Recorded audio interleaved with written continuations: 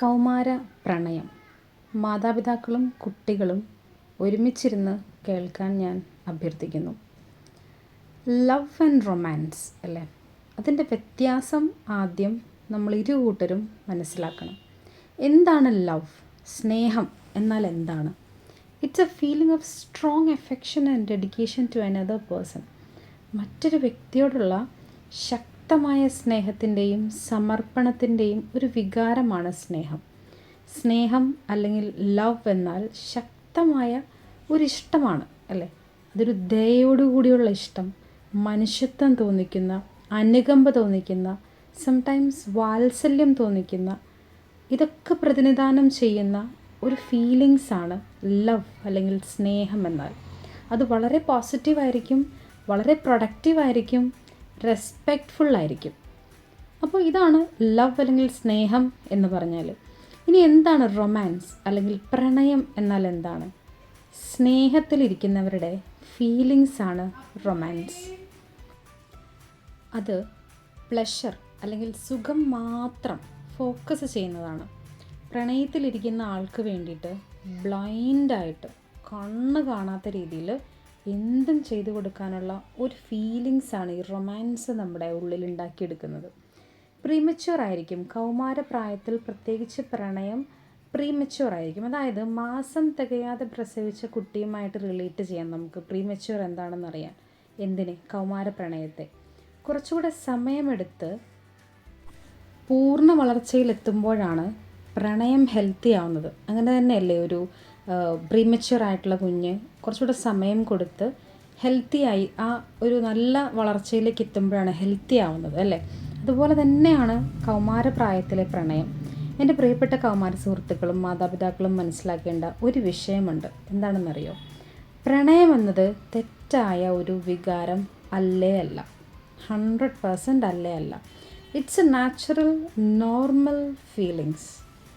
അത് കൗമാരത്തിൽ സ്വാഭാവികമായും തോന്നുന്ന ഒരു വികാരമാണ്. ചിന്തിക്കേണ്ടത് എന്താണെന്നറിയാമോ? നമ്മുടെ വളർച്ചയുടെ ഒരു ഘട്ടമാണ് കൗമാരം എന്ന ഫേസ്.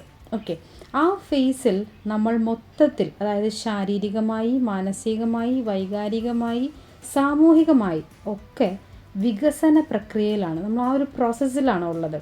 ആ പ്രക്രിയ മുഴുവനും കഴിഞ്ഞാൽ മാത്രമാണ് നമുക്കെന്താണ് വേണ്ടത്, നമുക്കെന്താണ് ഇഷ്ടം എന്നൊക്കെ തീരുമാനിക്കാനുള്ള മാനസിക ശേഷി നമുക്ക് വരുന്നുള്ളൂ. അപ്പോൾ കൗമാരത്തിൽ തന്നെ തൻ്റെ ജീവിത പങ്കാളിയെ സെലക്ട് ചെയ്യുന്നതിലുള്ള റിസ്ക് ഭയങ്കര കൂടുതലാവാനാണ് ചാൻസ്. പ്രണയം തോന്നുന്നതിനെ പെട്ടെന്ന് സ്വിച്ച് ഓഫ് ചെയ്യാനൊന്നും പറ്റില്ല, പ്രത്യേകിച്ച് കൗമാരപ്രായത്തിൽ. അത് പെട്ടെന്നൊരു ഇമ്പൾസീവ് ആയിരിക്കും, ഒരു ഭയങ്കര പെട്ടെന്ന് സ്പോണ്ടേനിയസ് ആയിട്ട് ഫീൽ ചെയ്യുകയും കുറേ നാൾ അല്ലെങ്കിൽ കുറച്ചധികം ദിവസം മനസ്സിലത് നിൽക്കുകയും ചെയ്യും നമുക്കല്ലേ. അപ്പോൾ പ്രണയം തോന്നുന്നതിനെ പെട്ടെന്ന് സ്വിച്ച് ഓഫ് ചെയ്യാനൊന്നും പറ്റില്ല. പക്ഷേ സ്വയം തിരിച്ചറിയണം അത് പക്വതാപരമായ വികാരമല്ല എന്നത്. എന്നിട്ട് പരസ്പരം തോന്നിയ ആ ഫീലിങ്സ് നിങ്ങളൊരു ഫാമിലി സ്റ്റാർട്ട് ചെയ്യാൻ പ്രായമാകുമ്പോഴും, അതായത് ഒരു 23-24 വയസ്സിലും ഒട്ടും കുറയാതെ തന്നെ ഉണ്ടെങ്കിൽ അതിനെ ചുറ്റുമുള്ളവർക്ക് പരിഗണിക്കേണ്ട ഒരു അവസ്ഥയുണ്ടാക്കാം. എൻ്റെ പ്രിയപ്പെട്ടവരെ, ഈ സുന്ദര കൗമാരത്തിൽ നിങ്ങൾ എന്താണ് ചെയ്യേണ്ടതെന്നറിയോ?